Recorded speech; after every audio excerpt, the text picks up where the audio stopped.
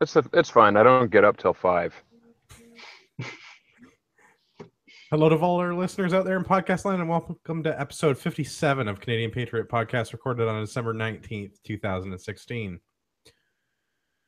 Joining me this evening, we have Marty. Marty understands barrel rolls are for Star Fox, not roads. Hey, Marty, how's it going? I'm doing all right. That's a lesson that can be well learned for some of the other panelists tonight. Yeah, I'm sure we'll talk about that. We also have Gavin. Gavin's a business owner, gun enthusiast, hunter, atheist, and the host of the Greater Toronto Area chapter of the Tactical Beard Owners Club. Hey, Gavin, how you doing? Pretty good. Yourself? Yeah.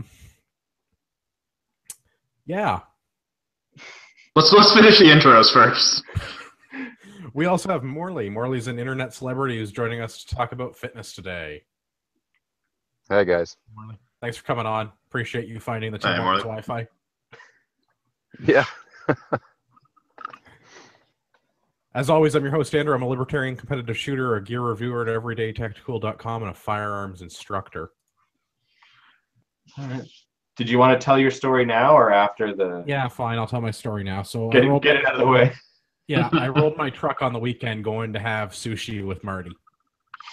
Because I didn't go to the Ugly Sweater charity shoot, or the Ugly Sweater pistol shoot with Tyler and Gavin. Because it was early in the morning and the roads were terrible. So later in the evening, when the roads looked much better, I decided to go have sushi with Marty. And yeah. So my cell phone rang, which was a bit of an oddity, and just like, oh, this can't be good. As soon as it rang and I saw Andrew on there, I'm like, this isn't ending well. Yeah. So I put my truck in the ditch, and my wife and I are fine, and everything is good. And the truck is at the tow truck yard waiting for the insurance people to come and look at it. And from what we can see, it looks fine because the snow is soft, and I wasn't going fast enough to really do enough damage. So hopefully everything is good. Yeah. Yeah, it was. You did a pretty good job, though. I mean, we got there like that. Your truck was definitely on its side. Yeah. The photos I saw, it was pretty much exactly 90 degrees to the road. Yeah. Yeah, there's a lot of wheels in the air. Yeah. Yeah, I mean, it wasn't like a stuck turtle, but I mean, More of a sushi roll. yeah. I like the modified prone. Excellent. So I didn't die, and everybody's busting my balls. That's pretty much good friends. Yeah. So if you'd like to leave some feedback or send an email to bust Andrew's balls some more, you can do that by visiting CanadianPatriotPodcast.com/feedback or email us at feedback@CanadianPatriotPodcast.com. If you use the iTunes, you can leave a 5-star review on there, or fewer, but if you leave a 5-star one, in the comments section, leave something that you'd like me to drink for an episode, and we can see if we can make that happen. The edited version of the show is available on Stitcher and at iTunes.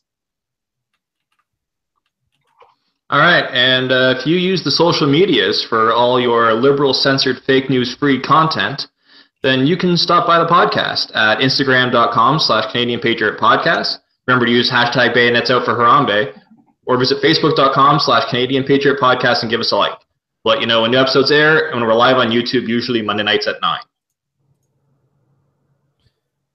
All right, let's go into what are we drinking.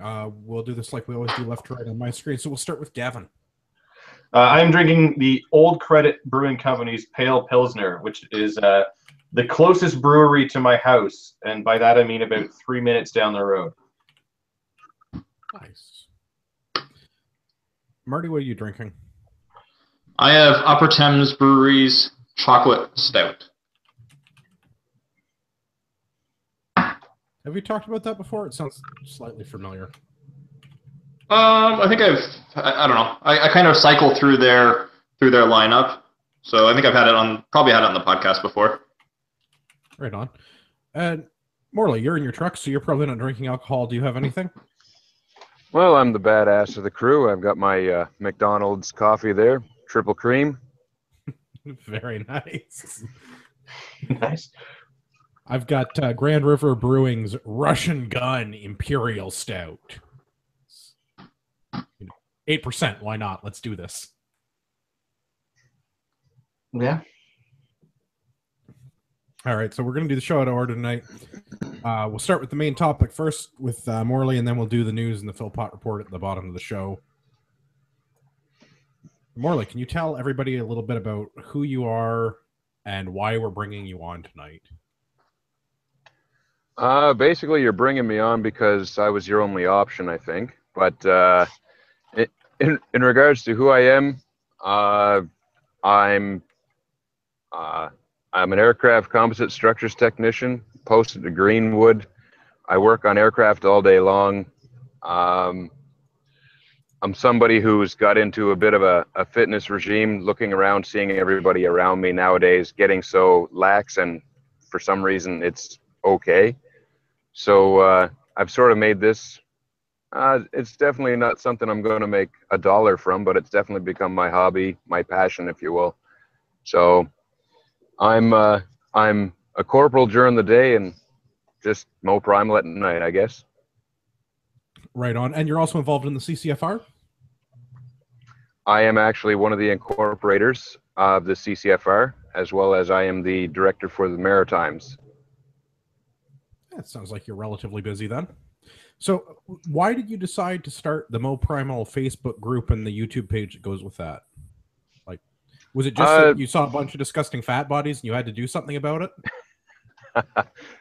No, actually, the number one reason for that was because I saw one, and that was my own. So I'm one of those that I know for a fact I'm good to get into something, but after, you know, a month or two, my motivation itself dwindles down. So I started the Facebook group more or less as a means to self-motivate. And then I had more people coming on board. I had people private messaging a bunch of questions and stuff. And I don't want to be the one who bullshits a bullshitter. So I do my research on this stuff. And I thought, well, why not branch into the YouTube side of it so that somebody doesn't have to ask me constantly. I can be like, oh, here's the link to my channel. Go check this video out. Right on. And how big are those communities right now? You said you get private messages. Is this going to be a popular thing? Has there been like dramatic growth since you've started? Right now, my Facebook group, Mo Primal, is just shy of 500 members, but I'm also a member of various fitness and health groups throughout Facebook, some having upwards of 10,000 members in those groups. Right on. And your YouTube video got its official name now? You got your 100 likes that you needed? As a matter of fact, that was a kick in the pants, because I put out my my call to action, if you will, on Facebook, asking, you know, okay, go to my channel, subscribe. I need these 100 in order for YouTube to unlock my custom URL. Well, by the end of it, I had 103 subscribers on my channel. I found the link. I'm entitled to my custom URL. I click on it. YouTube is doing updates. So, yeah. Of course. And of course, it pops up on the screen. Yep. You know, it'll be a few days, check back. Well, a few days turned out to be 3.5 weeks. And I finally got youtube.com/Mo Primal as of last night. So, wow. Yes, it's up and live. Congratulations. Nice. I'm glad you finally got that, because man. I think ours took like 3 hours and I lost patience. So I'm glad that you got yours after 3 weeks. But they still were never able to uncover the audio from the Big Damn Anniversary show, were they? The Big Damn Anniversary show is still being looked at by the highest of engineers at Google. Well, maybe if they weren't so high, they'd be able to find the audio. Yeah, I don't know what they're... I get an email from them every week. Google is still interested in fixing this. We have our best people working on it right now. Yeah, we're never getting the audio from the Big Damn Anniversary show. Well, if you didn't tune in, you missed out. Well, gotta watch the I think anybody that did tune in dropped off immediately because Andrew was hosting from terrible internet. It's not my fault that the Deep South has bad internet. Yeah, the Tim Hortons parking lot has bad internet. I was going to say, I think I win on this one tonight. Yeah, you definitely come out ahead of everybody. Yeah. I'm plugged in with an inverter for my laptop, and I've got a USB powered booster, so I don't have to sit inside Tim Hortons and have everybody stare at me do this. Although that could have been entertaining. That might have been fun. Yeah, that might have been No. fun. No. All right. So I've seen a couple of things that you've posted, and I wanna clear up something with Mo Primal. Are you professing a particular diet type like paleo or keto? To say that I'm professing one, I guess through what I'm doing personally, yes, absolutely keto. But essentially, I want people to walk past the fast food joints. So am I going with one means of, okay, this is the only thing that works? No, drop the fries, pick up a salad, pick up a dumbbell, like start moving, do something. But for myself personally, yeah, I was about to say ketogenic diet, but a diet is more or less a fad, a temporary thing. So I'm following the ketogenic lifestyle. All right. Do you want to enlighten everybody what that is? Because I'm a paleo guy, like 90%, okay, 80% of the time, because I still drink a lot of beer, and once in a while we have bread or pasta. But what's ketogenics all about? Well, I'll tell you the sidebar of that. I basically, New Year's resolutions fail, right? So last year with my New Year's resolution, I said, okay, I'm not going to commit to anything in January. January, I'm going to commit to the research of it, and I'm going to spend 6 weeks studying the different diets that there are out there, whether it's paleo, primal, what have you. And at the time, I didn't know about keto, but I decided to go with the primal, which is very close to the paleo diet. It's a little more relaxed, allowing the dairies and stuff like that, but hence the Mo Primal. But it's only the past about 2 months that I've really been on the ketogenic diet, and essentially that is such a restriction on carbohydrates that it puts your body into a state of ketosis. Like normally people get their energy from glucose in their food. I don't, because I keep, let's go with the typical diet has anywhere from 150 to 200 grams of carbohydrates per day. I keep mine under 20. So in doing so, I don't. Extremely small amount. It is. Like, basically, I've taken fruit and everything totally out of my diet because I keep it under 20 grams of carbohydrates a day. That's one banana. That would be my daily limit of carbs. And, I still want to go with the dark green leafy vegetables because essentially I'm going with non-essential carbs in that, because the majority of the carbohydrates in something like that is fiber, and that's just going to pass through you. So it's not sugars, it's not starches. Like, there's some things that I do miss from it, like sweet potato, squash, stuff like that. That would just throw me way over my limit. But it's the perks of it outweigh missing anything else.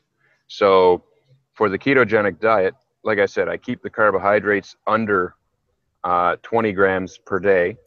Now, I've had a lot of people ask me, oh, okay, so you're doing the Atkins diet, right? No. Atkins had a lot of things right, but he didn't have a restriction on protein. He was low carb, high fat, high protein.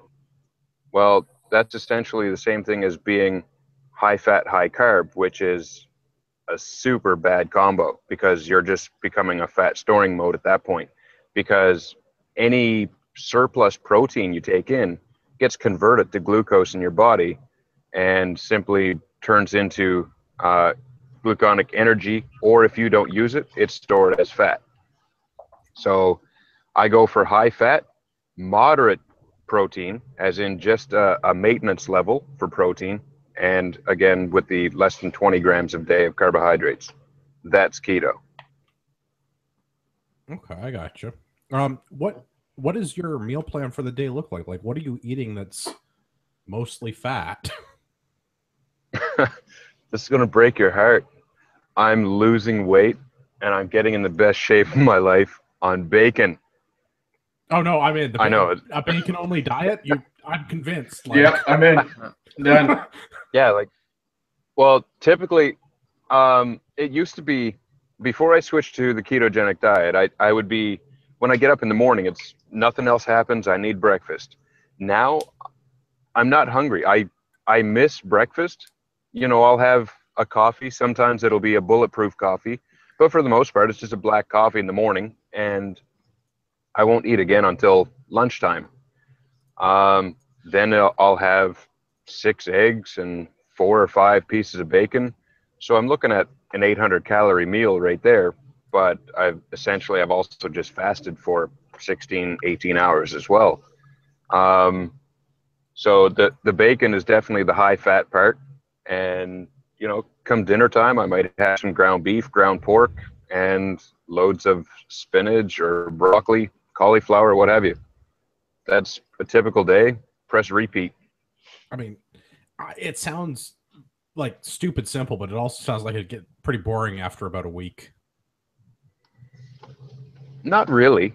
You know, it's not that you're stuck to one thing. It's like, oh, okay, yeah, it's great. I can have bacon. No, I go out to whatever you want. Just whether you're having pork or chicken, leave the skin on it. You're not going to throw that out anymore because fat's your friend now. Fat is not the enemy that everybody has made it out to be from the whole Weetabix craze of the 70s and 80s, right? Like, fat's good. So you can spice it up however you want. Whether you're having pork or chicken or beef, go for the fatty cuts. And you know what? It's actually going to save you money too, because you pay more for the lean stuff, right? Yeah, it's a cheaper cut of meat if you're getting more fat on it for sure. So yeah, you have your high fat diet. Is there a point that you need to get to actually get to a state of ketosis, or do you just need to do the high fat diet thing? Like, is there a point where you're trying to get to a certain amount of intake to get converted, or?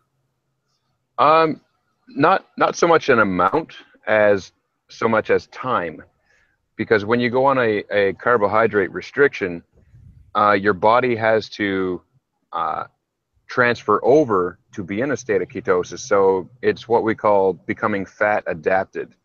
So your body has to switch. Think of your body like a car, okay? It's simple mechanics. I know it can't happen like this, but picture your car runs on gasoline. Well, one day you decide, I want my car to run on diesel now.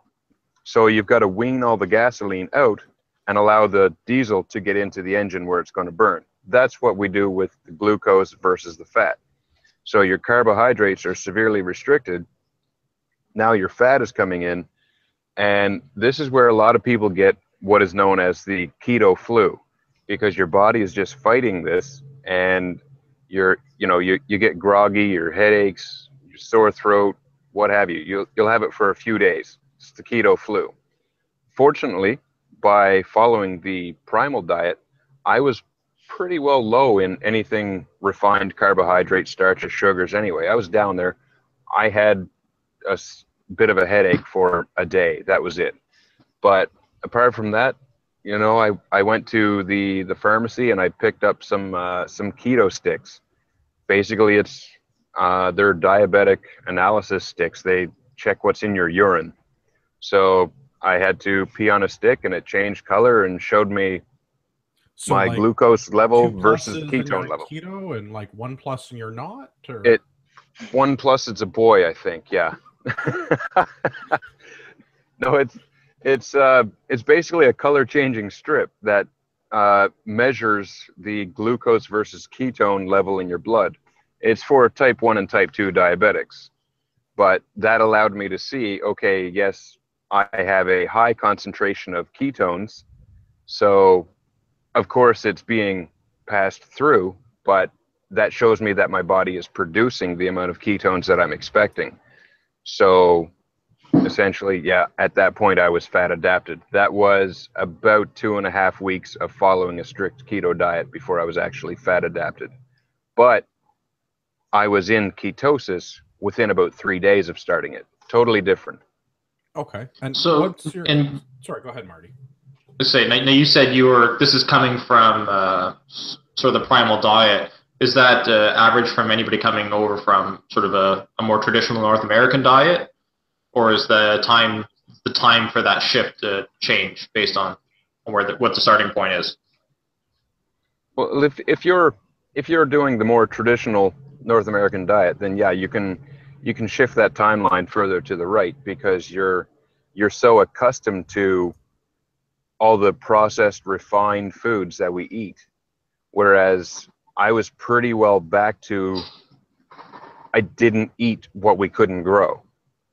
So I didn't have a lot of chemical restrictions. I wasn't dependent on anything man-made at that point. So the transition was less severe.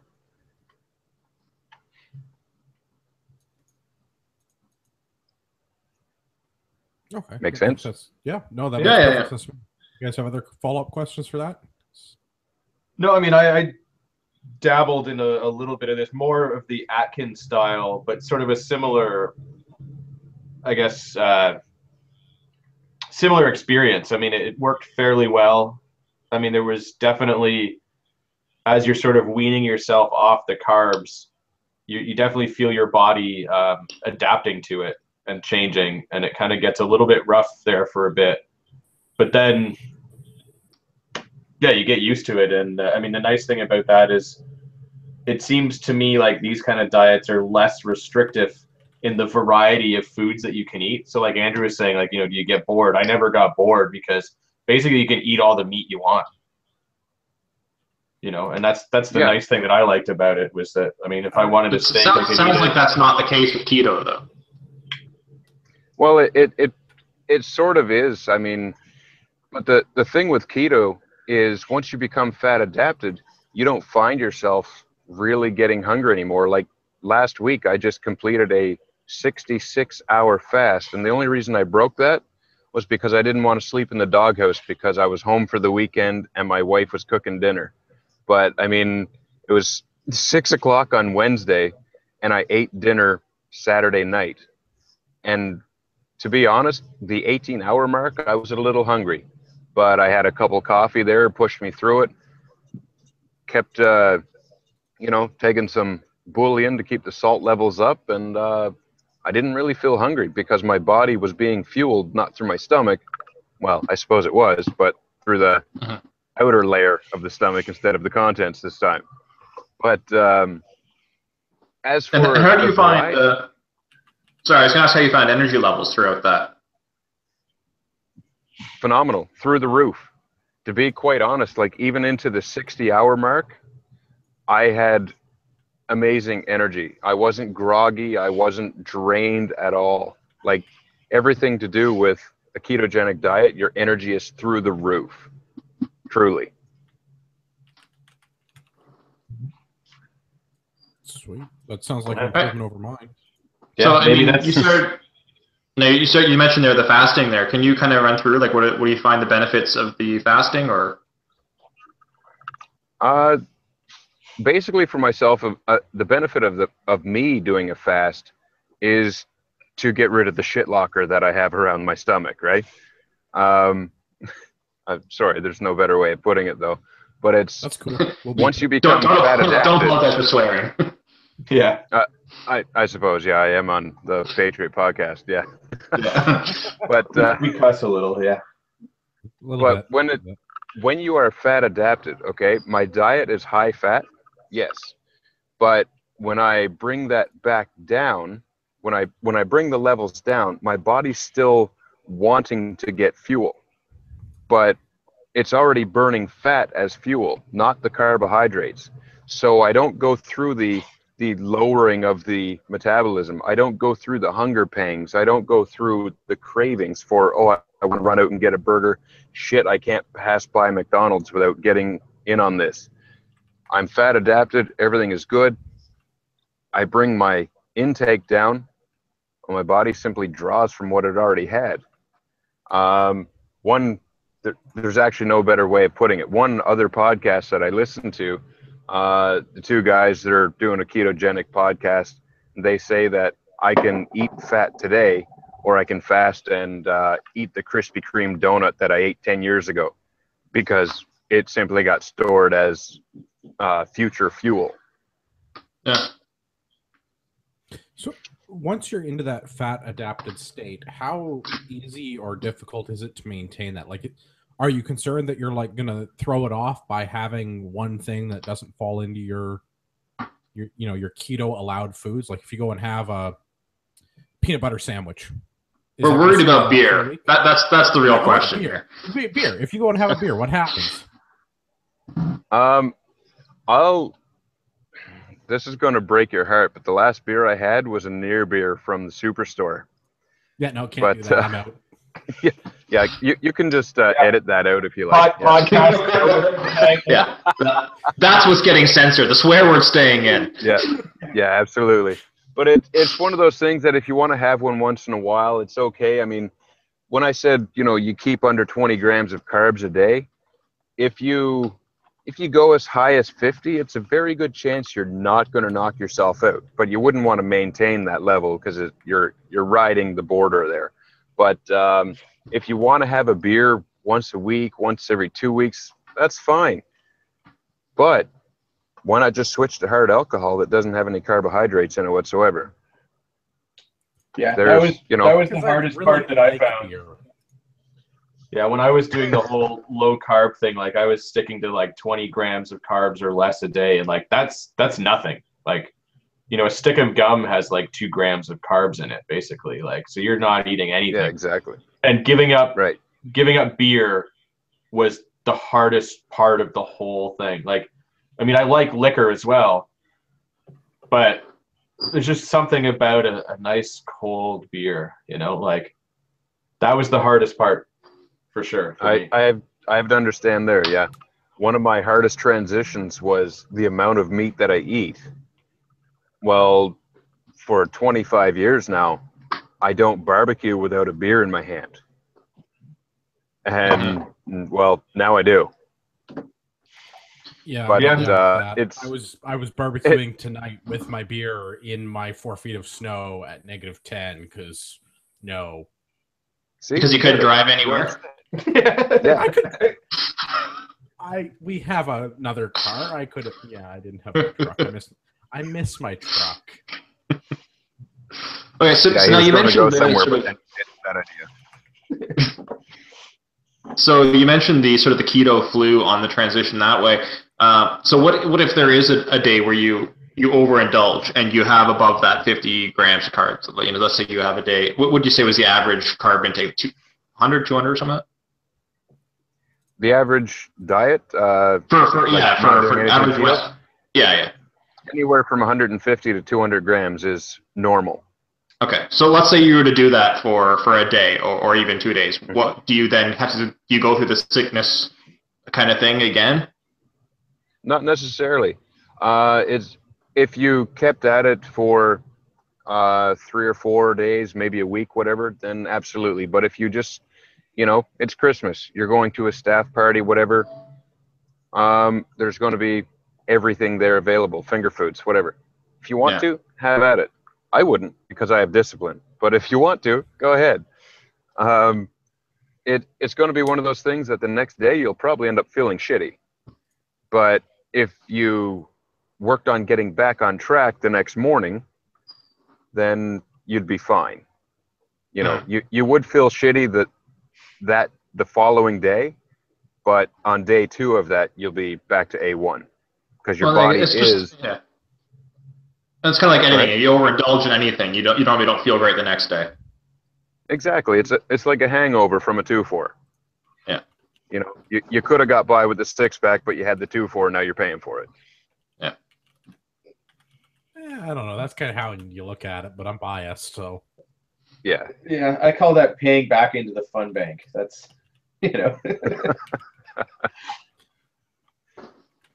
So we've talked a bunch about the food and the keto diet specifically. What about the exercise side? Does that play into this at all, or is this strictly like it just matters about what you eat? I'll say it matters mostly about what you eat. Basically, being on the ketogenic diet, you can get in the best shape of your life without ever stepping foot in a gym. But if you do, it's like getting turbo. It expedites the process because you don't have any fuel for your body to recuperate except for your maintenance level of protein and your fat supply. So if you're not getting it through your diet, it's taking it from your body. So you're not only gaining muscle and endurance and strength in the gym, you're burning fat twice as fast. So with the low protein though and exercising, like if you're hitting the gym and doing weights and all of that, would you not then need to increase your protein to account for like muscle building and muscle repair and all of that stuff? Absolutely, you would, yeah. If you want to look at bodybuilders, they'll go average anywhere from 2 to 3 grams of protein per pound. But on a ketogenic diet, to be in a maintenance level of protein, you want to be anywhere from half a gram to maybe 0.65 a gram per pound of body weight. But if you are going to the gym and you're hard at it, you might need up to a gram per pound, but certainly nothing more than that. Because like I mentioned before, if you have protein that you're not using, if you didn't work hard enough to utilize that protein, your body's going to convert it to glucose, and that's going to be stored as subcutaneous body fat. And so to be clear, you're talking about guys like you're going to the gym and you're lifting heavy. You didn't go to the gym and run on the treadmill for half an hour. No. As far as I'm concerned, if you go to the gym and you go on the treadmill for half an hour, you don't need to change your protein intake whatsoever. Yeah. But if you're slinging weights around and you're soaking through your shirt from moving iron, well, you might want to consider upping it a bit. So I could get jacked by eating bacon and lifting weights and not having to run, because I'm a big fan of not having to run. Running is actually not good for you, but don't tell anyone, okay? It's not good for your ankles. Running is bad for your joints and everything. I understand. Exactly. Your ankles, your knees, your back, what have you. However, you also have the steady state cardio, which puts your body into a funk, rather like it plateaus your metabolism. You don't have that fire burning, fat burning system going. You just learn to level out. Why do you think you see so many endurance runners with an ass like a camel on them? They can run for 17 hours, but I'll leave it at that. I can't even imagine running for 17 minutes. Yeah, no, I'm with Gavin. Tyler, one of our regular panelists, talked me into doing one of these Tough Mudders with him in the summer. Yeah, I've met Tyler, yeah. Yeah, I'm working on getting back into shape, and I mean, woo, down 7 pounds in the last 4 weeks. But on the other hand, running, and I loathe running. Yeah, but I mean, Tyler's also only 56 pounds and 4'11".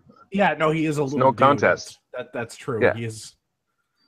I definitely got the reach on him for sure. Yeah. But yeah, I mean, I recommend, if you haven't looked into it yet, why not? What's the harm? Except for what you're holding to your face right there. You might have to give that up. Beer is one of my few hobbies. Isn't life? Wow. Beer and shooting are Andrew's 2 hobbies. Drink water, eat vegetables, die anyway. Right? Like. Yeah. Yeah, no, I mean, we make our own beer, and I really enjoy drinking beer. I don't know if I can give that up, but I guess if I had 1 beer, I'd be under my 20 carbs. Yeah. So, wife, since I know you're watching, figure out what the meal plan is that only involves 1 beer and all of the bacon. Actually, you know what? I think it's 1 beer and all of the bacon. I got it sorted. We're good. I'll update the spreadsheet. You might want to check and see how many carbs are in 1 beer. You might be like a third of a beer. Don't ruin this for me. Unless you hit the treadmill a little bit. It depends. Even if you go with the Chorus Light, you know, what you drink if you're driving, that has I believe it's 12 grams of carbs in a bottle. So you'd be safe. That's half a day's limit right there. Okay, so I For can have beer. one Coors. I'm gonna Yeah, have you can have one at breakfast and one at night. Well, pretty much anything along that line. Coors, Bud, whatever. The normal domestic beer. You're going to be anywhere from 10 to 13 carbs per bottle. If you go up with Guinness or something like that, you're going to be pushing your 20 to 22 grams. So the 4 Russian Imperial Stouts that I am drinking this evening are probably not good to go. Yeah, there's a reason they're called stouts. That's Okay. the end result. You're left stout. Well, they're so good. That's all right. It seemed to work okay for the Vikings. That's Yeah, that's where are they? Oh, Yeah. All right. One of the other things I wanted to ask you about, Morley, was the intermittent fasting, which you kind of talked about a little bit. How often do you do that? Or maybe a better question would be, how often do you recommend people that are doing keto take up intermittent fasting? I don't really plan on it. To be quite honest, I just do it if I feel like it. So I don't have a schedule. I could get up in the morning and not be hungry. Come lunch, I'm still not hungry. If dinner time, oh, not hungry. I guess I'm in a fast now. So I'll carry it on until I feel like eating again. So But somebody you're who's not doing it on purpose. You're just doing it because you literally just are not hungry. yeah, it's quite literally, if you're not hungry, don't eat. There's no need. You know, I you can't you imagine are a to state eat where to I'm not hungry. satiety. Oh, trust me, when I ate everything carb rich, oh, I was starving. I couldn't pass a meal. But being fat adapted, like I said, man, I broke a 66-hour fast to make my wife happy, not because I was starving. Worth it. Totally. One Yeah. married man to another. Totally worth it. Yeah, Yeah. even I'm not that brave. Totally. But Now you mentioned the bulletproof coffee. Do you want to elaborate on that a bit? yeah, it's the best damn thing you can put in your face in the morning. Essentially, you get, depending on what time of morning, I guess, yeah. Essentially, bulletproof coffee is you take a tablespoon of butter and a tablespoon of coconut oil, and you put this into a black coffee and you blend it. And it basically becomes rich, foamy. It reminds you of going to Starbucks and getting a latte or an espresso, not an espresso. Yeah, what's the fruity drink? Cappuccino type of thing, or That's what I'm looking for. Yeah, it's that type of rich drink. But a lot of people think about it and they're like, "Oh man, that sounds gross. You want to put butter in your coffee?" Well, I told you I'm having a coffee with 3 cream. What is cream but butter that hasn't been beaten enough? It's the same damn thing. You make butter from cream, so how is butter in your coffee gross? It's not. so then why is butter better than cream? Because it's more. It's got all of the glucose, the lactose, everything carbohydrate is removed, and all you have left is the fat of the butter and the full flavor. So it's much more intense. It's more satisfying, more satiating. I mean, the French have made a whole cuisine out of just butter. I mean, they just add butter to everything, including butter, and it's good. French cooking is amazing, but it's all butter. Yeah. And Yeah. There's not a lot of fat French people. Yeah. Thank you. That's where I was going. Yeah. Yeah, so all the butter and all of the red wine and all of the horse meat, and you're good to go. That's. Do they eat horse meat in nay. France as well? Oh yeah, big time. Yeah, that's a French thing. It's right up there with dropping the rifle and putting up the white flag. Well, Sorry except when it comes to ousting their own aristocracy, they're pretty good at that. That's true. It's true. Apparently, eating cake is not their strong suit. No. All right, we've got feedback on the YouTube. Morley, what do you think about yoga? Yoga? Yeah. I don't want to say it because we're live, but I think everybody should branch into yoga a little bit. You know what? Be a man. Call it, I'm going to stretch.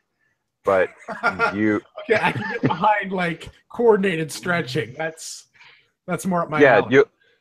I'm not about to say, okay, yeah, I'm going over in the corner to do some squatting dog bending donkey pose. No, it's not going to happen. But when it comes to increasing your range of mobility, especially being in the gym, you need to be able to stretch out your muscles, your tendons. It's a necessity. So do it. If you want to call it yoga, cool. It is what you're doing. Yeah, my problem with yoga is the people that get into it and then get like all your problem is the pants. Well, it depends who's wearing them, but it's the people that get into yoga and like I agree, like it is a great way to stretch, it's a great way to build strength and all of this stuff. But it's the people that get into the whole crazy spirituality of it and just like go absolutely batshit crazy with it that drive me nuts. It's like they start saying namaste and eating like wheatgrass shots and stuff like that, and you're like, yeah, but I thought you what does that have to do with you? I mean, they voted for Trudeau, so they don't matter. Well, unfortunately, they do matter because they're a majority of the people in the country. Disagree. They're a plurality. We've discussed this at length. And isn't it established by now that yoga is cultural appropriation? And if you're a liberal, you're not allowed to do it? It's true. We're not liberals on this panel. Yeah, what was that? University of Ottawa that banned or canceled all the yoga Was it University of Ottawa or University of Western Ontario? I forget which. That's why I was asking. I can't remember which university it was. Okay, but it doesn't matter. Nice. Somebody, liberals everywhere. Yeah. All right. The other thing that I want to talk about with Morley was something he got me back into doing. I track my food again, which is both exciting and disappointing because I don't really like go out of my way to not eat differently. Because, like I said, I do like the like mostly paleo most of the time, right? But I started using MyFitnessPal again, and I wanted to kind of see what your thoughts were about things like apps like MyFitnessPal or the good old Fitbit fitness trackers. Well, as for the Fitbit, I can't really tell you. I've never used one, but MyFitnessPal, I use it daily. I'm pretty much into a routine now that I don't need to use it more or less as a preemptive strike, but I could go on at 6 o'clock at night and I'll log in what I had because I still want to keep track of my macros. I'm definitely not one of those, calories in, calories out. I want to make sure I'm 500 calories below what I'm burning to lose my pound a week. No, it's bullshit stuff. But I want to know that I'm staying within my 20 grams of carbs. So I set up on MyFitnessPal. It's an app you have on your phone as well as on your desktop. It's, they have a premium side. You can get a couple extra features, but that's foolishness. You get everything you need from the free side of it, including setting up my percentages, the daily goals of what I want. So I set up my macro intake to be 80% fat, 15% protein, and 5% carbohydrates. And like I said, I'll go on the evening and log in what I had throughout the day. And already I'm to the point now where I'll pretty much nail it every time. And it's routine now. And it's not the same food repetitive. It's just you get to know from doing it so long. So for somebody starting out, oh man, I can't express it enough how much somebody should get onto MyFitnessPal or another application like it and start tracking your food. helps you. It gives you guidance. It gives you motivation because you set a goal for yourself and you meet it. It's uplifting. You're like, oh yeah, I got that. I'll try and do it again tomorrow. And eventually you can just look back and track your progress on it. And you get to see what days you went wrong, what weeks you went wrong, and what month you just absolutely nailed it. So yeah, I recommend everybody get on that. Right on. I've been using it on and off for, I don't know, about 4 years now, and the food database in it is way better today than it was 4 years ago. Yeah, I used to track my meals, but then like the database was ridiculous, and then it started making me sad because my food choices are terrible. But I mean, it is. I think they are very helpful. I mean, especially the sort of when you combine it with everything else. I mean, you can get sleep trackers, you can get fitness trackers, food trackers. I mean, I have to keep track of my blood sugars because I'm diabetic and stuff like that. So, I mean, I have all of that on one app that if I ever need to, I can email that to my doctor or whatever, and he's got more information than he could ever possibly need. But it's always nice having that information so that if you need it, it's there, and you can, if you find that something makes you feel like crap, you can kind of narrow it down and go, okay, it was this, and cut this out of my life, whatever that is, right? Or this made me feel really good. Let's add more of whatever this is. I mean, they're great. It's beer, and they sell it by the can. Or bottle. Or growler. Or bottle. But then again, you just said that you're diabetic, so now I'm going to ask you directly. Why are you not on the ketogenic diet, the one that is based on science, the one that is proven to reverse type 2 diabetes? Because I honestly haven't really read a whole lot about it. I mean, I do limit my carb intake for the most part, except when it comes to beer. But then when I do that, I try to increase my fitness level to burn those off and everything else. But no, I am going to read more about it, but it wasn't really something that was presented to me as an option when I found this out just over a year ago. Well, I know several people through the whole online world now that they've totally gotten off of statins. They no longer take metformin. Everything is as if they've never had diabetes. Their blood sugar levels are perfect. Their insulin resistance is there. Everything is fantastic due to the ketogenic diet. You say that you do what you can to burn off the carbs that you're putting in. Well, if you shit in the bathtub, it doesn't matter how little it is, it's still there, right? It's true. And I haven't done that since I was very, very young. Oh, you're missing out. It's way better now.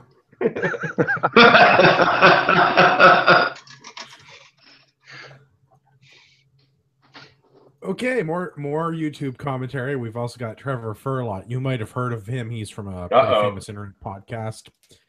Yeah, it's the 1911 fan club, isn't it? I believe.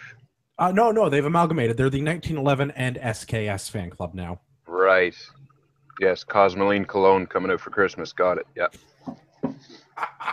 Oh, somebody should make that and send it to Trevor. He's really happy you're on. He also wants to let us know that we should fuel up the choppers, and he's going to be joining the MyFitnessPal. Fantastic. He doesn't want to scan his beer because it scares him. Right. Yeah, but although if we all get on board with this diet, Trevor, you're going to have to hook us up with some more shine. No more beer for us. It's going to be straight liquor, buddy. We're looking for you. Yeah. Let's get on the shine train. I'm good with that. Yeah, we can all pass out like Matt did. No one can pass out like Matt did. Our shirts line up like that. Adam Bremner also says that he started using MyFitnessPal and he's scanning the beer that he's drinking right now. So cheers to Adam for drinking with us on a Monday night. Close enough. Coffee, yeah. Close enough. Close enough. Yeah, but you mentioned, you've been using it for about 4 years. That's probably about the time that I stopped using it, was about 4 years ago, because like you said, everything you put in, it just didn't line up right. It wasn't what it should be. But MyFitnessPal is there now. I spent tons of time manually adding food to the database because you Yeah. could scan something and it didn't exist. You're probably the reason Oh yeah, why the anything, database is so good now. absolutely anything that I scanned showed up as an error. Like this doesn't exist.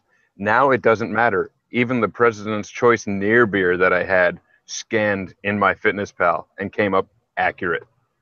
Yeah, I mean, Like it has everything now. 95%+ of the stuff that I scan comes up now, and I'd like to think that at least some of that like PC brand stuff and the no name brand stuff is my doing because I've manually entered a lot of stuff over the years. Andrew's homebrew shows up now. It's true. It's a verified recipe at this point. Excellent. We also have a question again from the YouTube. Then Victory would like to know, what's your daily water intake like on a keto diet? Oh, yeah, that's gone up through the roof. I used to really stress to try and get my 2 liters of water a day. I have that by lunch now. Like it's not that I feel dehydrated. It's just I'm always in the habit of drinking water now because I want it to flush out any toxins that my body had produced.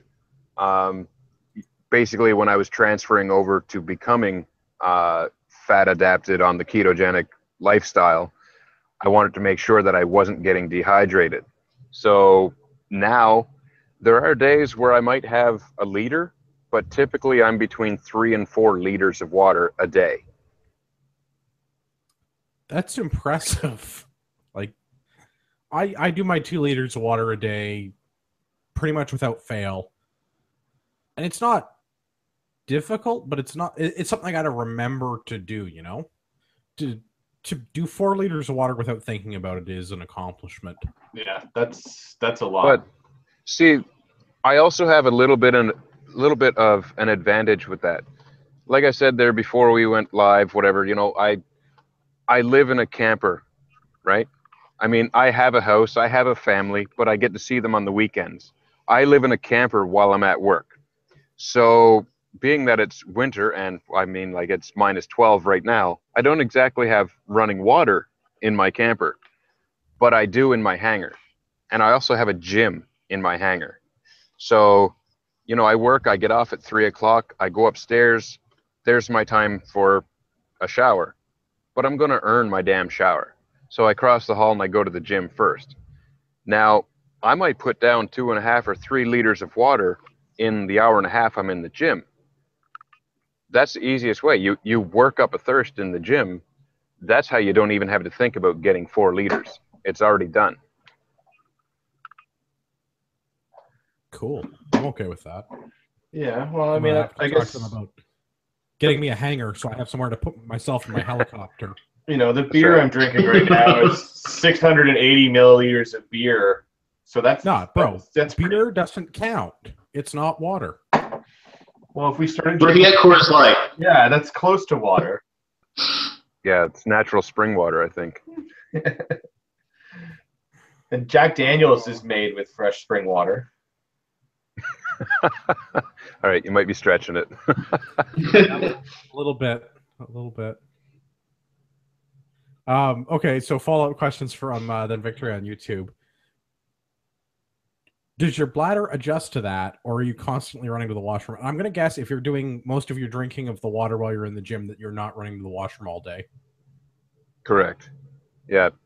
First, like I said, when I started to go to it and I was forcing myself with the water, yeah, there was times it felt like I didn't make it out of the washroom and I did a U-turn to go back and do it again.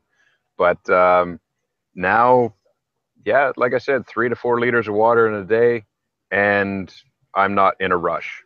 It's totally adapted. Sweet. That sounds pretty awesome. Yeah, I'm not afraid to take a road trip. Oh, I am, but that's for a totally unrelated reason. Understandable. All right. I don't have any other questions for right now. Do you guys have any other follow-up stuff? We've gone through what I had in the show notes. So you said you have the Facebook page and the YouTube page. Is this something you're, getting some sort of an income on? Are you doing like any kind of like private consulting with people or? No, No, like I said, So to start, just this is a hobby. basically yeah, it's a hobby and it's self-motivation.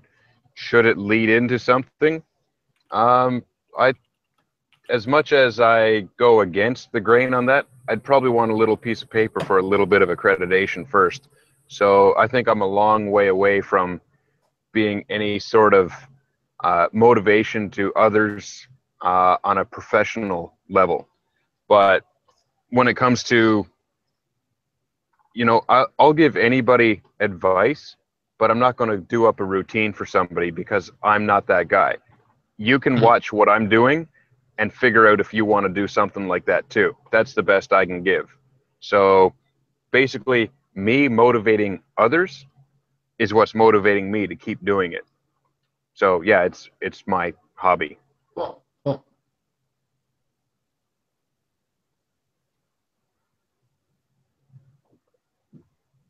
Yeah, well, I guess that's kind of how, I mean, this whole thing started was, you know, it's our hobby, Yeah. bitching about stuff on the internet, and hopefully one day we can get paid for it. Well, that's everybody's dream, right? Yeah, that'd be nice. I mean, I mean,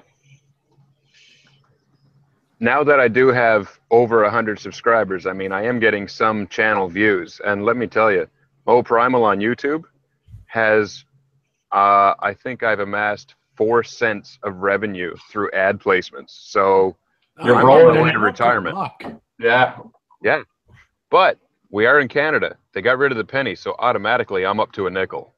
Nice. Yeah. Well, before tax. Right. Right. It's only taxable if you declare it. And I mean, obviously you should declare it, but I mean, Right. Allegedly. allegedly.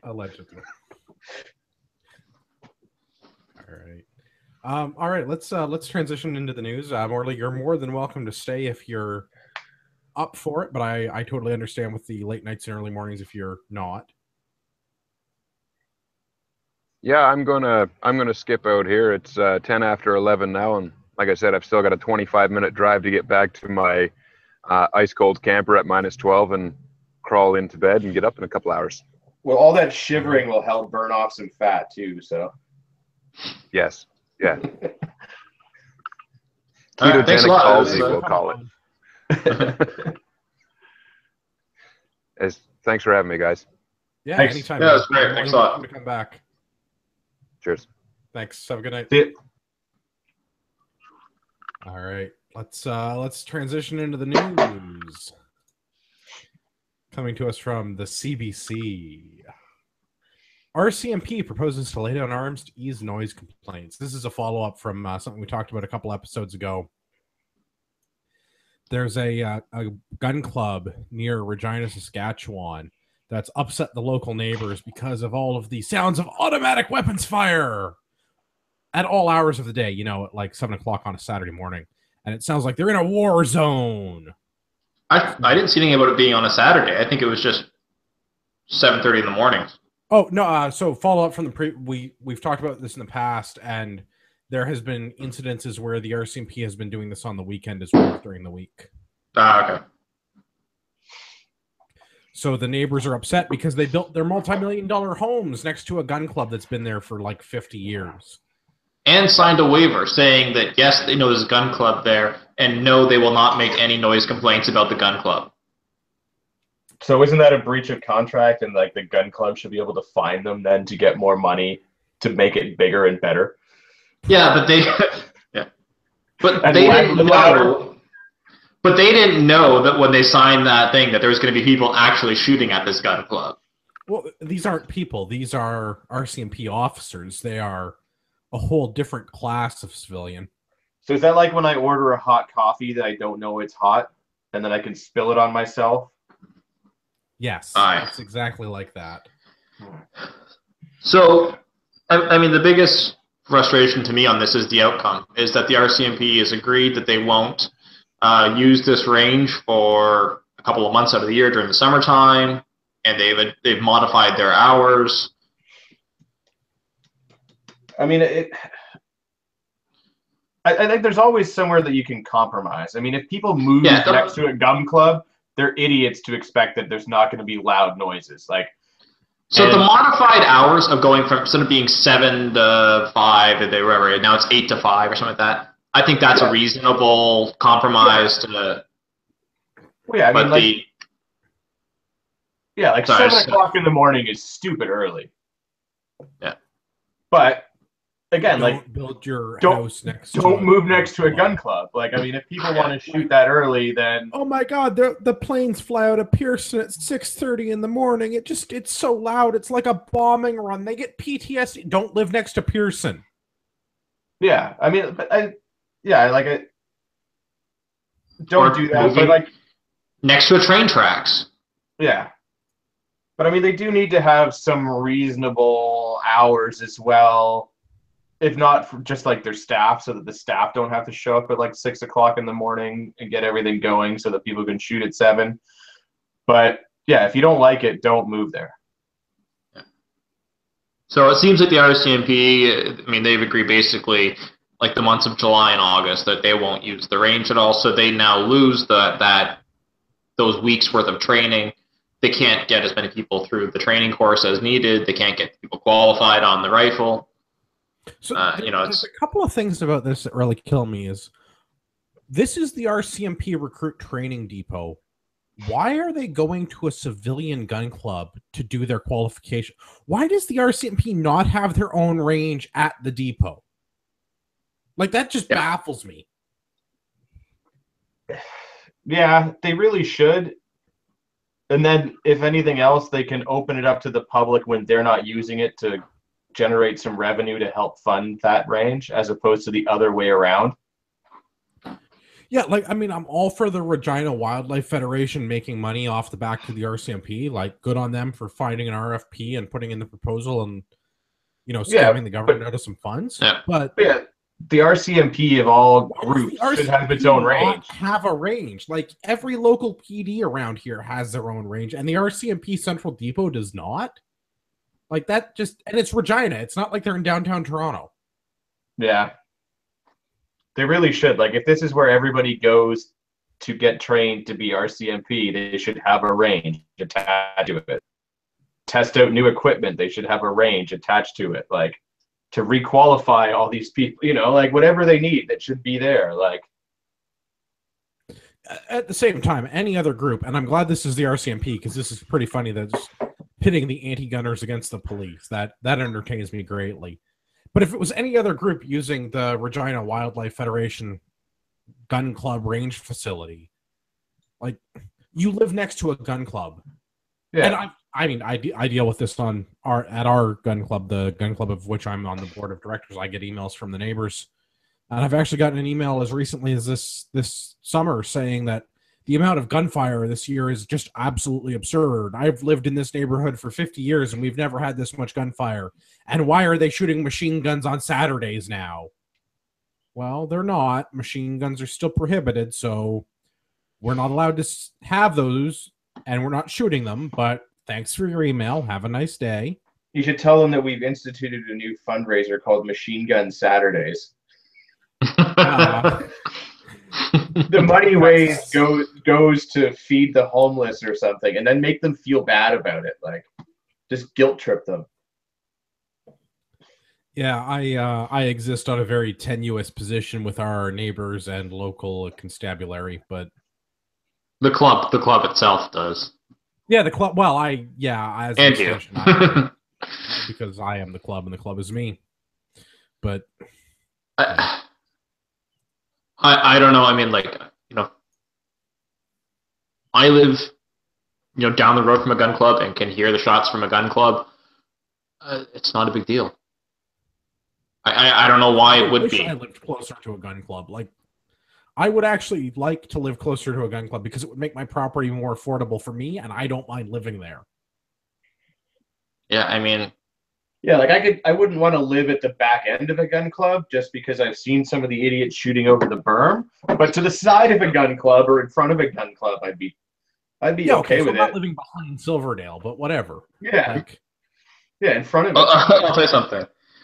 I basically hear more shots coming from not the gun club than I do from the gun club, just because of hunting season. Yeah. Yeah, you also live in a fairly rural area, though, and I mean, these people in Stone Point development don't. They're clearly in, like, if you Google Map these things, these are clearly like $1 million plus homes in like a fairly exclusive housing development.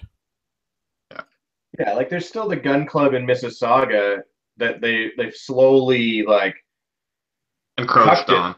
cucked it for a better lack of a better term, because now it's like, oh well, there's no rifle fire allowed there. It's handgun only. Because the rifle fire is too loud. So, I mean, maybe this will lead towards the suppressor laws. God. Yeah. Okay, so tangent before we go into the next piece of news. I don't want there to be a suppressor law where we have to have suppressors. I want suppressors to be a reasonably available option. So if I want to use a suppressor as to not offend my neighbor's delicate sensibilities, I should be able to do that. But I don't want the government to mandate I buy a $500 piece of safety equipment. Yeah, well, if they're going to mandate that we have to, then they're going to have to subsidize that. That's how that works. No, you Is it? I don't think so. Do they subsidize you for eyes and ears? Yeah, you're a white cisgendered man. You're not getting subsidized for sweet fuck all. Probably not, but I mean, come on, we could always try and fight for that, right? If they're gonna make us buy them, we could help them. Yeah, I don't see the government doing that. No, and sadly, I don't see them reversing the prohib status on those either. But I would very much like to, because I would like to own one. I would love to like to own several. But yeah. I don't want to be told that in order to there are European countries where exactly you have a suppressor to shoot. Uh-huh. Yeah, no, that's. I mean, if a certain gun club buys property where houses already exist and they want to make that their thing, then fine, then they can do that as a private business. But as somebody shooting, I don't want to be told that I have to do that. I'm on board. All right, let's do another one that is near and dear to my heart. This also comes to us from the CBC. Craft distillers say new Ontario tax would kill emerging industry. So I've talked about this on the show before because I got liquored up on moonshine once. And we actually have a distillery in Stratford now, Junction 56. So if anybody from Junction 56 is listening and wants to sponsor the show, I'm the guy that's been in twice for the tours. You can find me because of the very big beard and offensive t-shirts. I would like that the Ontario government did not impose this stupid tax, because the tax is now like 60+% of what you're paying retail is tax on distilled liquor in Ontario. Yeah, that's ridiculous. Yeah, this is an example of like the crony capitalism. This is the example of sort of large corporations using the lobby in the government to impose restrictions on their competition. I'm not sure when craft distilleries started to become a thing, because like Shine basically is not my thing. Like I'm not a big fan of corn liquor, like distilled alcohol in general. Like, okay, rum or whatever, whiskey once in a while, but the emerging businesses in this market seems to be predominantly corn liquor, which the guy that does what's his name? He's in Elmira, Ontario. And they have apple pie moonshine and peach moonshine and just like straight white lightning, which is just like corn liquor, unflavored corn liquor. And it's amazing. But the government has told him that he can't have a license to distill at certain proofs because of his age, because he's a young guy. He's like just out of college. He learned to distill liquor in the US while he was there on like a sports scholarship.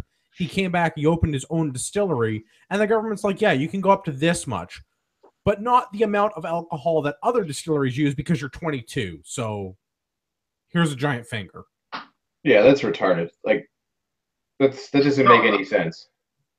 I see this as like, I think that they saw what happened with the craft beer, and they saw like how much of the beer business has been has been sort of consumed by the craft beer brewers at this point, and starting to see the craft distilleries coming in and taking basically the beginning of that same trend, and they put a stop to it.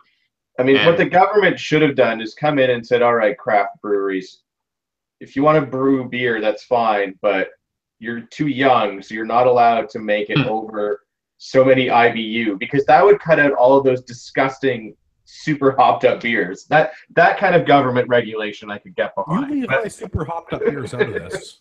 Yeah. But so that's stupid. It's completely, it completely goes after small businesses only. It's bullshit. Yeah. It is, Marty. You're right. This is stupid. I find it deeply offensive. But I like my alcohol, so what do I know? I second that. All right, let's do our favorite echoey news source. This comes to us from the Huffington Post. Basic income coming to PEI. Legislature passes motion unanimously. Marty, would you like to take the lead on this? I know you've done the homework. Yeah, that was a great experience as well. So, I mean, it's just a good point to talk about basic income and the ridiculousness of it. And I don't understand why this is a thing that's even being discussed at any, like, at this point. It's something that was tried back in, was like the 60s, 70s, and it was abandoned because it was a bad idea then. It's a bad idea now. So, I mean, I ran some of the numbers for Canada. So they're looking at they're talking about this for PEI only as a trial market with the intention that this would become a Canada-wide program.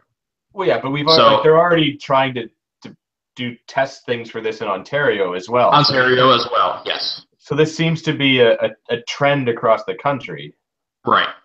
So in Canada, right now, 35.16 million people. Okay, so based on from what I got, the data I got off Stats Canada, that puts 24 million of those people are working age, which according to Stats Can is 15 to 64, and total above 15 plus is 29 million people. So the number that Ontario is using is $1,320 a month is the basic income. Okay. If you pay $1,320 a month to 29 million people, this is a $460 billion annual program, okay, just for the basic income. And to put that into perspective, in 2015, the entire federal budget was $288.9 billion. In 2016, our entire federal budget is $317 billion. So this is dwarfing our entire budget for just this one program to give everybody a little over $1,000 a month. Like, this is unbelievable. And I mean, they're talking about, this will save us money because we can eliminate all of these inefficient social programs and replace it with this universal basic income. Okay? If you look at our most recent budget, if you add up sort of all of these programs that this would replace, elderly benefits, our budget was $48 billion, EI benefits was $21 billion, children's benefits $21 billion, Canadian health transfer $36 billion, social transfer $13 billion. That's $141 billion. So we have $141 billion worth of programs that they want to replace with, at minimum, a $460 billion program. That's at the lowest proposed amount. So that's just the crazy numbers of this program. Like, just using our own budgets as it is now, and sort of the most optimistic way it works out. Okay. Now, what's the benefit of this type of thing? What happens when you give out a universal basic income? You give everybody their $1,300 a month. Well, It's $460 billion. So the only way for us to pay that is to raise taxes on sort of the wealthier and businesses. As we raise taxes on that, the cost of production goes up, because if businesses have to pay more tax, they have to charge more for their product. So now that $1,300 a month that you gave is no longer worth $1,300 a month. Now it's worth $1,000, $800, $600, because the price of everything has gone up. So now what they have to do is raise the universal basic income again, so that it meets the basic income level. That means we have to tax more, and we just end into this sort of positive feedback loop where you just keep causing inflation. It's the same as printing money. And so the alternative is you only give this basic income to those that make less than. So basically it's like $15,000 a year. So if you only give it to those making $15,000 a year or less, what happens to the person working minimum wage? What happens to the person that's making $20,000, $25,000 a year? Do they still go into their job now that they're only making $5,000 a year? Because going in and working 40 hours a week at a job that they hate, when the difference between them going in and not going in is only $5,000 per year, $10,000 per year. Yeah, you find something you can do under the table for $5,000 and make up the difference part-time and collect your free money. Right. It pushes people out of the workforce and onto basically staying at home. Yeah, and if I'm not mistaken, the way that they were going to do it in Canada, because it wasn't, if you were below that income line, it didn't matter how much you were making, they were still going to give it to you. So if they decided that, yeah, if you know, the limit is 15,000, we'll just say, for whatever, for easy math, right? If I was making 14,000, I would still get the full benefit. Not like they're going to make up the difference, but I would get that full benefit as the same as somebody that's not making any money. But then if there's somebody that's making like 1550 or 16, they're not going to get that benefit. So I'm going to be making basically double what that person is making, because I ride just under that level. So the whole thing doesn't seem to make any sense. So freaking scammy. In Canada, how they're planning to do it is it's a universal income. If you're making $400,000 a year, you'll get, in quotes, you'll get that $1,500 a year or $1,500 a month. You're going to be paying a lot more than that in taxes, but you're going to get that.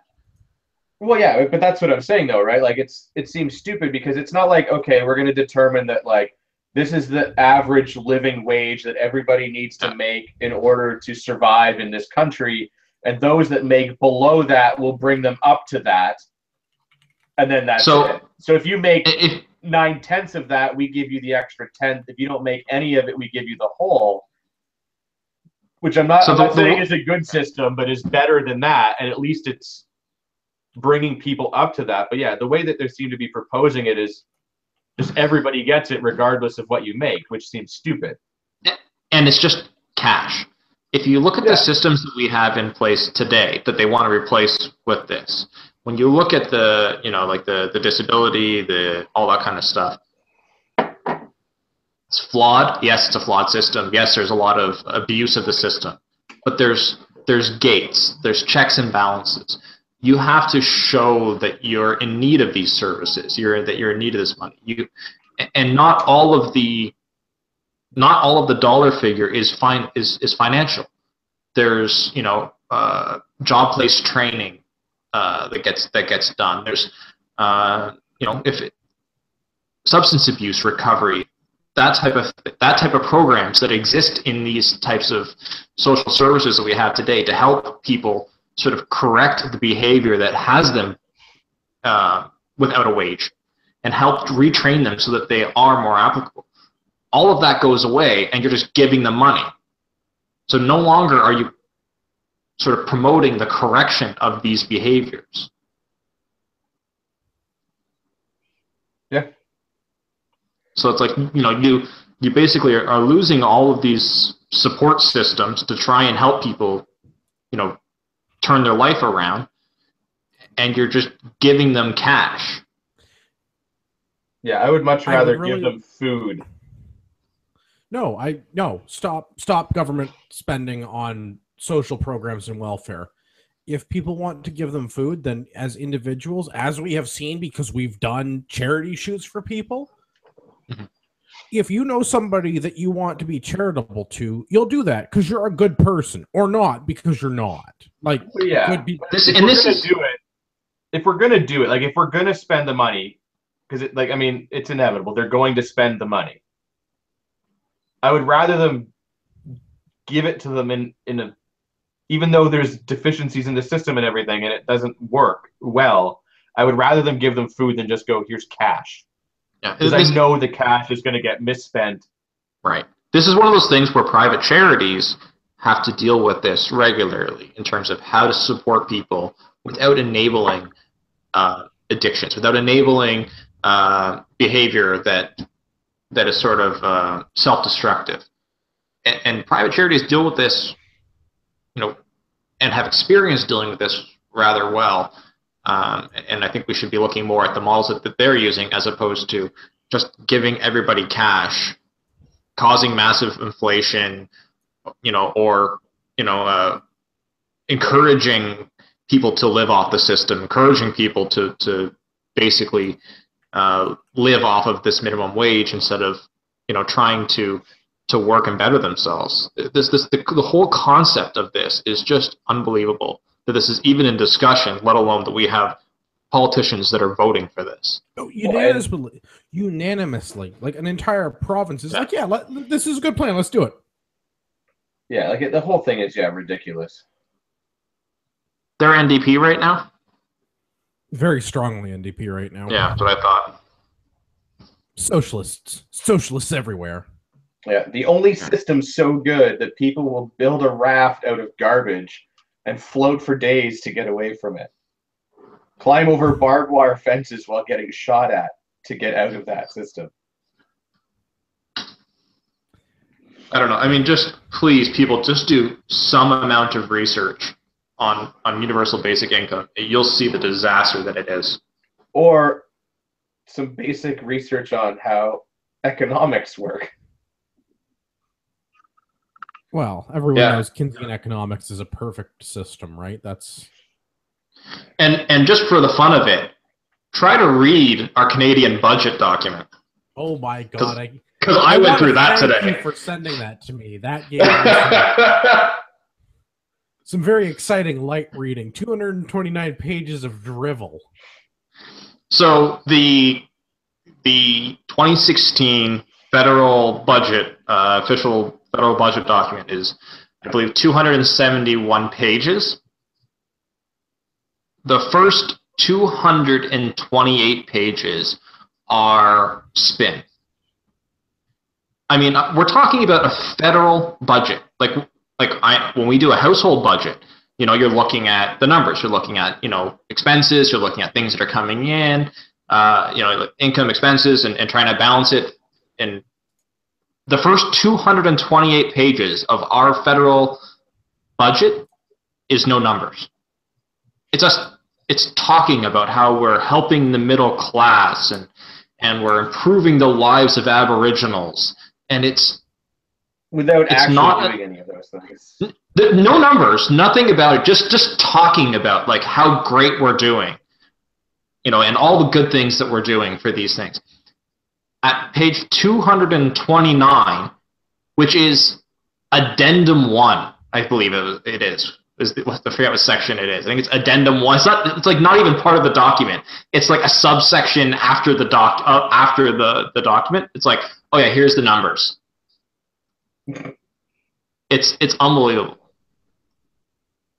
Sunny Annex 1. It's in Annex 1, which starts on page 229.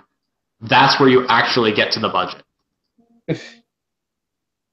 And I love the very first slide of the budget is like a rip-off Star Wars logo of just growing the middle class. Yeah, it's incredible.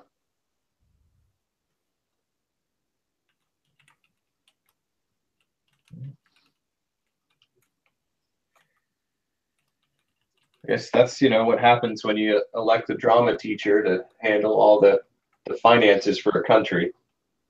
Yeah. Part-time drama teacher.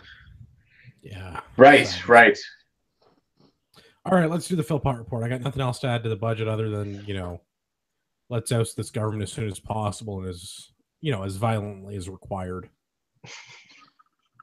Yeah, and my entire rant about the budget document is not limited to the Liberal government. It's just the way that the politicians are writing the budgets in Canada is just. Hey, I didn't say the Liberals were the only ones getting chucked out of helicopters. No, I'm just that rant is not exclusive to the Liberals. I went through a couple of the budgets today, and it's horrendous. All right, let's go to this National Post article for the Philpott report. Prime Minister Trudeau pledges $2.65 billion with a B dollars to help the poor countries fight climate change. I didn't realize we had a $3 billion deficit. Correction, $3 billion surplus. I didn't realize we had an extra $2.65 billion sitting around we didn't need. That's the point. I can say, having just looked at the budget, that we have around $30 billion of not extra.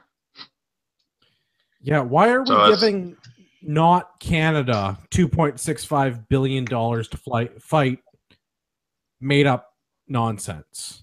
Like, so what's but hang on a second though.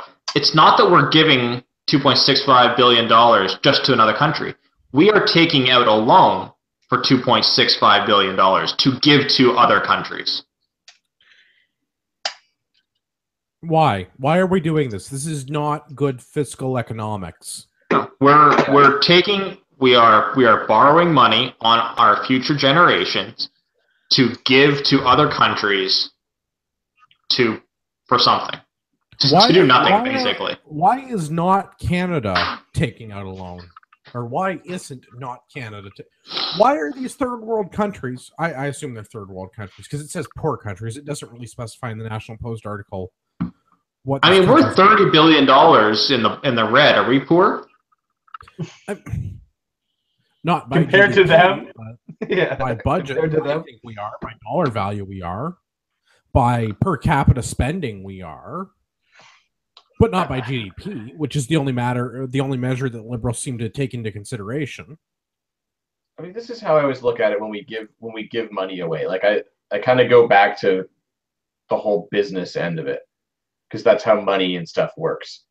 Like, I have no problem with us giving another country money for whatever they need the money for, so long as we get a return on that investment. And that return doesn't always necessarily have to be fiscal, but we need to benefit from this in some substantial way, at least equal to what we've put into it. Yeah. So if we give them money and they give us goods or services, then that's fine. Or if we give them money and they give us tax breaks or something, which then lets our businesses sell into their country at a better, or like future rights to commodities or something like that. Like there's got to be something we gain from this, as opposed to just here's money. No, the only thing that we're getting from this is Trudeau is angling for a fucking medal from the UN. He's going for like a Nobel Prize for some, like, is there a Nobel Prize for climate change? If there's not, they're going to make one and give it to him. Well, and that's fine if we win that, so long as the cash reward that comes back to that is $2.65 billion and we get to split that amongst people in the country. Like, yeah, that's. And that Andrew has hit on the head. Every single policy decision that has come out of this Liberal government has all been about the appearance to the UN. Yeah. There's been absolutely no consideration about how it affects Canadians or how it affects Canada. Yeah. And I mean, if we benefit as a nation, get the fuck out of my helicopter. That's what this comes down to: is get the fuck out of my helicopter. But yeah, like I just can't believe that people are blindly following it, because it's not even like everybody in the Liberal Party is going to get a medal. It's only the shiny pony that's going to get his name on it. And he's certainly not going to share that with anybody else. So people need to stop, supporting this nonsense. And if we don't have the money, I'm sorry, but we can't help you out. So again, No, I mean, I'm not sorry about that at all. It's your country. We live in a world with national borders. It's your fucking problem, not mine. The leader of my country should be looking after my fucking country, not angling for his UN Peace Prize or whatever nonsense he's trying to. Because I'm sure this is a ploy by the Sunny Ways government to get Trudeau something on an international stage, aside from ridicule for saying things like he admires China's basic dictatorship and Fidel Castro was a great leader. Yeah, but he fuck that guy. He can't shit talk his dad though. Like, I mean,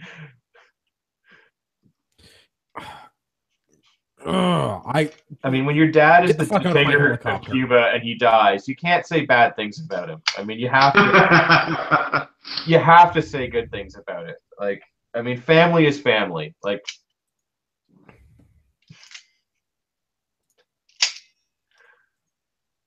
yeah, I have nothing else for this. This enrages me greatly. But it's just this isn't even surprising. Like, this isn't even the first time. This is just another one to add to the list of these types of maneuvers. Like, there was the money we gave to Iraq, and like, we sent like $3 billion. This kind of shit in the Philpott report, because this is the Philpott report. This is our government mismanaging our tax dollars. Yeah, we sent like $3 billion to India, like what, 6 months ago?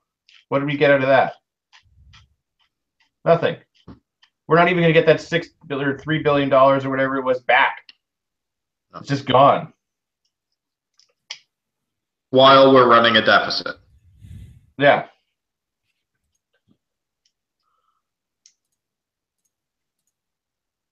We have no rapid fire feedback this week. If you'd like to send the show feedback, you can do that at feedback@CanadianPatriotPodcast.com.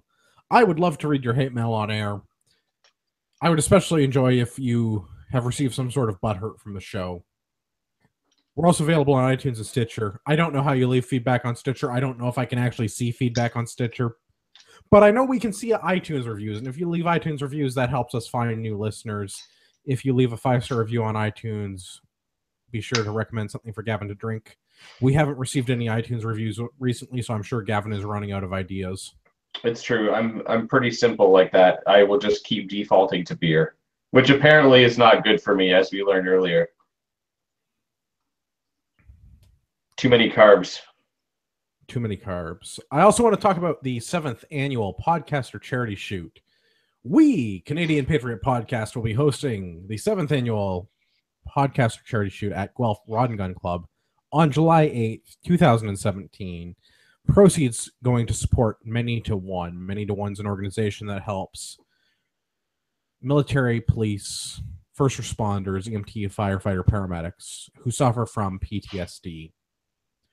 Ragnarok Tactical will be teaching a carbine operator course on Friday, July the 7th. The cost for the course will be $176.99 plus theft. That's your government sales tax.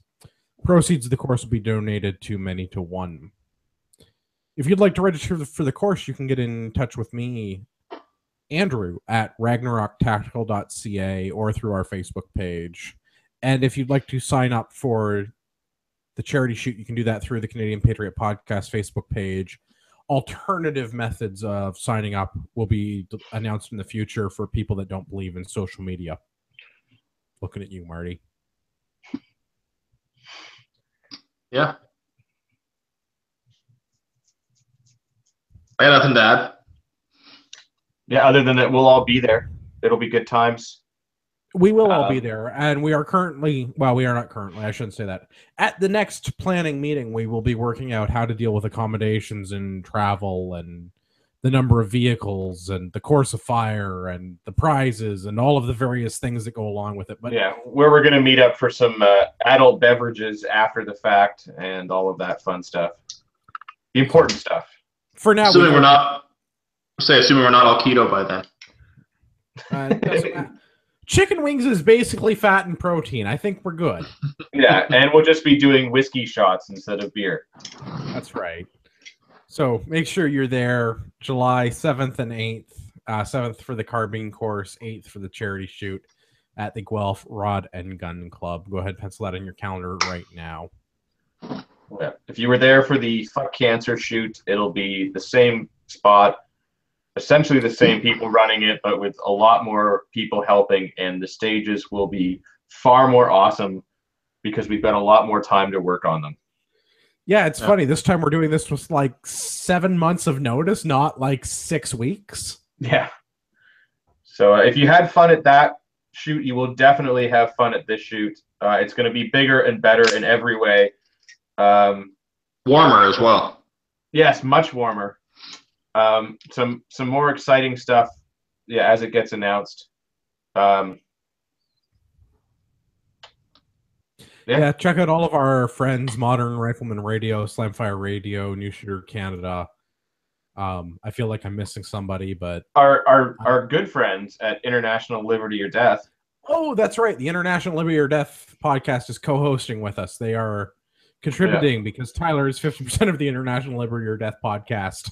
Yeah, but Matt has assured us that he will be up from Tennessee now, is where he is, Tennessee? He lives in Tennessee now, that's true. Yeah. So we'll all be out there. We'll all be, running the thing, and hopefully we'll all get a chance to shoot as well. Hopefully. It'll be good times.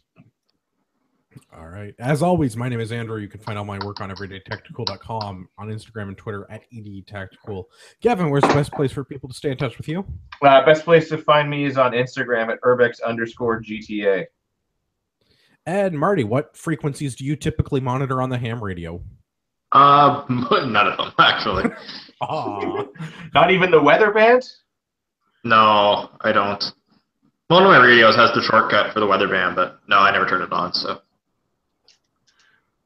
You can keep in touch with the podcast, CanadianPatriotPodcast.com, or on Facebook, Facebook.com/Canadian Patriot Podcast. And we recently got that Instagram account, Instagram.com/Canadian Patriot Podcast. I'd like to apologize again this week for bumping Rod Giltaca. I'm afraid we just couldn't fit him in with Mo Primal being on the show this week. And for our listeners, remember, you are the true north, strong and free.